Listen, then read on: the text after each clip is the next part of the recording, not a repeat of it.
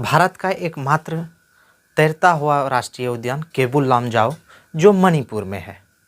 अभी तक आप लोग समझ चुके होंगे कि यह नेशनल पार्क से रिलेटेड क्वेश्चंस है जो एग्ज़ाम्स के पॉइंट ऑफ व्यू से काफ़ी इम्पोर्टेंट है। ऐसे सभी प्रश्नों को हल करने के लिए इस वीडियो को अंत तक देखें। नमस्कार दोस्तों, स्वागत है मेरे यूट्यूब चैनल इजी लर्न पर। यदि आप इस चैनल पर पहली बार विजिट कर रहे हैं और आप इस चैनल पर नए हैं और अभी तक हमारे चैनल को सब्सक्राइब नहीं किए तो हमारे चैनल को सब्सक्राइब करें, वीडियो को लाइक करें और अपने साथियों के साथ शेयर करें। दोस्तों, आज के इस वीडियो में बहुत ही खास टॉपिक के बारे में हम लोग चर्चा करने वाले हैं जो सभी एग्ज़ाम्स के प्रोस्पेक्टिव से काफ़ी इम्पोर्टेंट होंगे। चाहे आप किसी भी एग्ज़ाम्स जैसे railway, bank, SSC, state PCS और अन्य राज्य स्तरीय एग्ज़ाम्स की प्रिपरेशन कर रहे हैं, यदि उसमें एक प्रॉपर एनालिसिस के साथ क्वेश्चंस पूछे जाते हैं तो आपका इस वीडियो में साथियों स्वागत है। चलिए वीडियो को शुरू करते हैं। आज के इस वीडियो में सभी हाइलाइटेड नेशनल पार्क्स यानी राष्ट्रीय उद्यान के बारे में हम लोग जानेंगे। उससे पहले हम लोग राष्ट्रीय उद्यान के इंट्रोडक्शन पर फोकस करेंगे कि राष्ट्रीय उद्यान क्या है, किन क्षेत्रों को हम लोग राष्ट्रीय उद्यान कहते हैं, मतलब नेशनल पार्क कहते हैं, और नेशनल पार्क जो है उनकी क्या महत्वता है, क्या उपयोगिता है। इन सारे चीज़ों को, सारे सवालों को विस्तार से चर्चा करेंगे। तो चलिए हम लोग सबसे पहले यह जानने की कोशिश करते हैं कि राष्ट्रीय उद्यान क्या है। आजकल बढ़ती हुई जनसंख्या के कारण कई प्रकार के कल कारखाने, घरों की आवश्यकता, इन सभी कारणों से बहुत ही तेज़ी से डिफॉरेस्टेशन यानी जंगल की कटाई हो रही है। इन कारणों से सभी वन्य जीव जंतु, प्राणी जो है उनका आश्रय छिन जा रहा है और जंगलों में एक बहुतायत मात्रा में विशाल कमी आ रही है। इनके बचाव के लिए सरकार द्वारा कई प्रकार के लॉ लाए गए हैं। उन सभी लॉ के बारे में आज हम लोग जानते हैं। साथियों, 35A के अंतर्गत जो 1972 में वाइल्ड लाइफ प्रोटेक्शन एक्ट 1972, उसमें 35A के अंतर्गत सभी लुप्त होने वाली प्रजाति जो भी विलुप्त हो चुकी है या होने की कगार पर है, उसे बचाने के लिए, उनकी संरक्षण के लिए सरकार द्वारा एक आरक्षित क्षेत्र यानी प्रोहिबिटेड क्षेत्र, मतलब निषिद्ध क्षेत्र की स्थापना की गई है, जिसे राष्ट्रीय उद्यान यानी नेशनल पार्क्स कहा जाता है।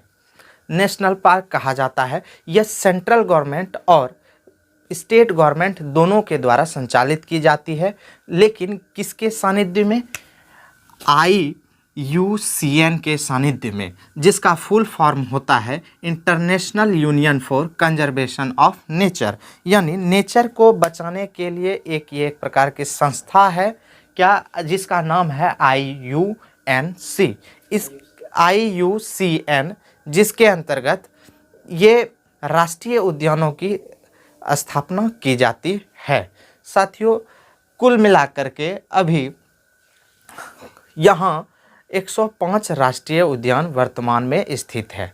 राष्ट्रीय उद्यान ऐसी जगह होती है जहाँ किसी भी प्रकार के ह्यूमन एक्टिविटीज़ यानी मानवीय गतिविधि निषिद्ध होती है। जैसे राष्ट्रीय उद्यान के बगल में कल कारखाने स्थापित करना, घर बनाना, शिकार करना, घूमना, इन सभी प्रकार की गतिविधियां वहां निषिद्ध होती है। लेकिन एक्ट 1932 वाइल्ड लाइफ एक्ट 1972 के अनुसार ही कुछ लोग, जैसे वहां के गार्ड और भी जो उससे रिलेटेड पर्सन है, वो उस क्षेत्र में जा सकते हैं, लेकिन प्रोहिबिटेड रीजन तक, जहां तक उन्हें जाने की अनुमति है वहां तक वो जा सकते हैं। उसके बाद हम लोग देखते हैं कि जब लॉ पास हुई थी 1972 में वाइल्ड लाइफ प्रोटेक्शन एक्ट, उससे पहले भारत में केवल 5 राष्ट्रीय उद्यान थी। कितनी राष्ट्रीय उद्यान थी? 5। लेकिन अभी कुल 105 हो चुकी है, मतलब बहुत ही भारी मात्रा में राष्ट्रीय उद्यानों में इजाफा हुई है। उसके बाद हम लोग वर्तमान में जो उस हाइलाइटेड है, जैसे कि सबसे बड़ा राष्ट्रीय उद्यान, इन सभी के बारे में हम लोग जानेंगे। तो भारत में सबसे सबसे पहला राष्ट्रीय उद्यान था जिम कॉर्बेट नेशनल पार्क, जिसकी स्थापना 1936 में हुई थी और यह उत्तराखंड में है। इस राष्ट्रीय उद्यान का सबसे पहले नाम हेली नेशनल पार्क था, जो फिर बाद में 1954-55 के आसपास इसे रामगंगा नेशनल पार्क किया गया और फिर पुनः इसे एक बार नाम जिम कॉर्बेट कर दिया गया। लेकिन साथियों, आजकल फिर से रामगंगा नेशनल पार्क होने की तैयारी में है, जिसके कारण यह राष्ट्रीय उद्यान काफ़ी चर्चा में है। चलिए हम लोग और आगे बढ़ते हैं और देखते हैं कि भारत का सबसे ऊंचाई पर कौन सा राष्ट्रीय उद्यान स्थित है। तो भारत में सबसे ऊंचाई पर राष्ट्रीय उद्यान जो स्थित है वो है हेमिस नेशनल पार्क, और जो लद्दाख में स्थित है, और यह भारत का सबसे बड़ा राष्ट्रीय उद्यान भी है, जो कि 4400 किलोमीटर स्क्वायर में फैला है। चलिए उसके बाद और आगे बढ़ते हैं और जानते हैं कि भारत की सबसे छोटी राष्ट्रीय उद्यान कौन है और वह कहाँ स्थित है। तो भारत की सबसे छोटी राष्ट्रीय उद्यान साउथ बटन राष्ट्रीय उद्यान है, जो अंडमान निकोबार द्वीप समूह में स्थित है और जो केवल 0.03 किलोमीटर स्क्वायर क्षेत्र में फैली हुई है। उसके बाद हम लोग और आगे बढ़ते हैं और देखते हैं कि सबसे ज़्यादा राष्ट्रीय उद्यान मध्य प्रदेश में स्थित है, जिसकी संख्या 11 है। उसमें जो नई जुड़ी हुई नेशनल पार्क है, जिसका नाम है कुनो नेशनल पार्क, जो हाल ही में नेशनल पार्क में शामिल हुई है। उसके बाद हम लोग आगे बढ़ते हैं और देखते हैं भारत का एकमात्र समुद्री नेशनल पार्क कौन सा है, मतलब राष्ट्रीय उद्यान कौन सा है। तो भारत का एकमात्र समुद्री राष्ट्रीय उद्यान मरीन राष्ट्रीय उद्यान है, जो गुजरात के कच्छ में स्थित है।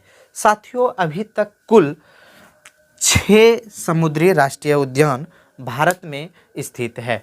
उसके बाद हम लोग एक और देखते हैं जो एग्ज़ाम्स के पॉइंट ऑफ व्यू से काफ़ी महत्वपूर्ण है, वो है भारत का एकमात्र तैरता हुआ राष्ट्रीय उद्यान कौन है। तो भारत का एकमात्र तैरता हुआ राष्ट्रीय उद्यान है केबुल लामजाओ, जो मणिपुर में स्थित है और जो लोकटक झील पर स्थित है। राष्ट्रीय उद्यान के सभी बेसिक कॉन्सेप्ट को जानने के बाद हम लोग उन सभी हाइलाइटेड और परीक्षा में पूछे जाने वाले राष्ट्रीय उद्यान की चर्चा करेंगे, जो सभी एग्ज़ाम्स के प्रोस्पेक्टिव से इम्पोर्टेंट होंगे।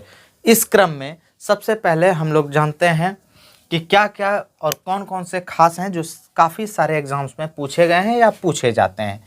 तो पहला है नामदफा नेशनल पार्क, जो अरुणाचल प्रदेश में स्थित है। उसके बाद दूसरा केबुल लामजाओ, जो मणिपुर में स्थित है। यह एक ऐसा राष्ट्रीय उद्यान है जो भारत में एक तैरता हुआ राष्ट्रीय उद्यान है और यह लोकटक झील पर स्थित है। इसके बाद हम लोग और आगे बढ़ते हैं। कंचनजंगा राष्ट्रीय उद्यान सिक्किम में स्थित है। क्लाउडेड राष्ट्रीय उद्यान जो त्रिपुरा में स्थित है। डम्फा राष्ट्रीय उद्यान जो मिजोरम में स्थित है। उसके बाद दाचीग्राम राष्ट्रीय उद्यान जो जम्मू कश्मीर में स्थित है। हेमिस नेशनल पार्क जो लद्दाख में स्थित है। यह इसलिए और भी ज़्यादा खास और फेमस है क्योंकि यह सबसे अधिक ऊंचाई पर, मतलब हाई एल्टीट्यूड पर अवस्थित है और साथ ही यह भारत का सबसे बड़ा राष्ट्रीय उद्यान है, हेमिस नेशनल पार्क लद्दाख।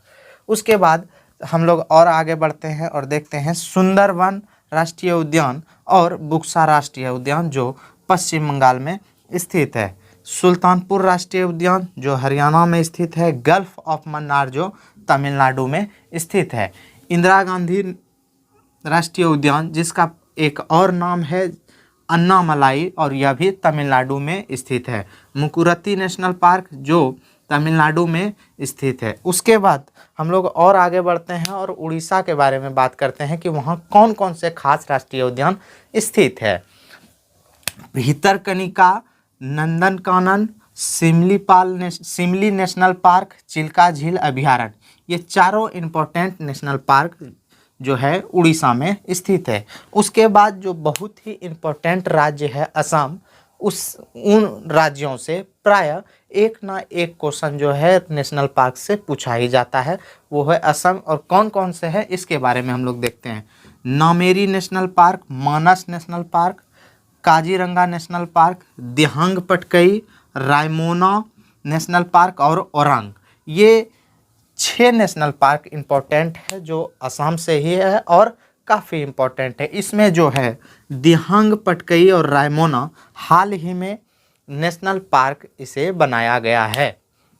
साथियों, यदि आपको यह वीडियो पसंद आया तो हमारे वीडियो को लाइक करें, अपने साथियों के साथ शेयर करें और कमेंट करके ज़रूर बताएं कि यह वीडियो कैसा है।